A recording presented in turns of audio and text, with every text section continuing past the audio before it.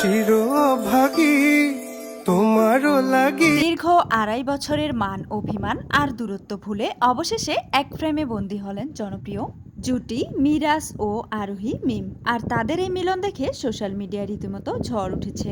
তবে কি সাকিবের সাথে দূরত্বই মিরাজকে আবারও আরোহী মিমের জীবনে ফেরত এনেছে?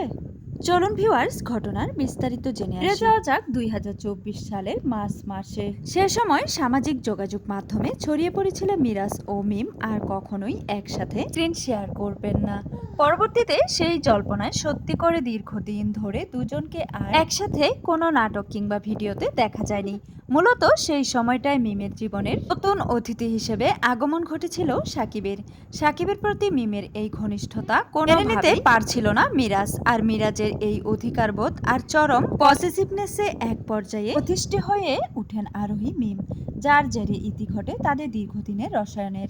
নাটকে যেমন মোড় ঘরে, বাস্তবেও ঘটল ঠিক তাই। দীর্ঘ ২.৫ বছর পর যখন সাকিবের সাথে সম্পর্কের টানাপোড়েন শুরু হলো মিমের, ঠিক তখনই মিরাজের খুব কাছাকাছি দেখা গেল আরোহী মিমকে। সম্প্রতি ঢাকা বিশ্ববিদ্যালয়ের ঐতিহ্যবাহী কার্জন হলে দুজনকে এক ফ্রেমে চমকালো ট্রেন্ডিং গানে নাচতে দেখে রীতিমতো চমকে গেছেন অনুরাগীরা।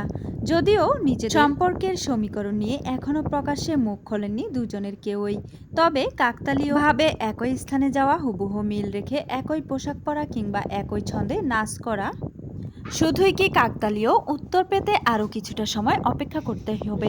ভিউয়ার্স, মিরাজ ও আরোহী মিমকে আবারও একসাথে পুরনো জুটিতে দেখার জন্য আপনারা কতটা উত্তেজিত? অবশ্যই আপনারা আপনাদের মূল্যবান মতামতটি কমেন্টে জানাতে একদমই ভুলবেন না। ধন্যবাদ সবাইকে।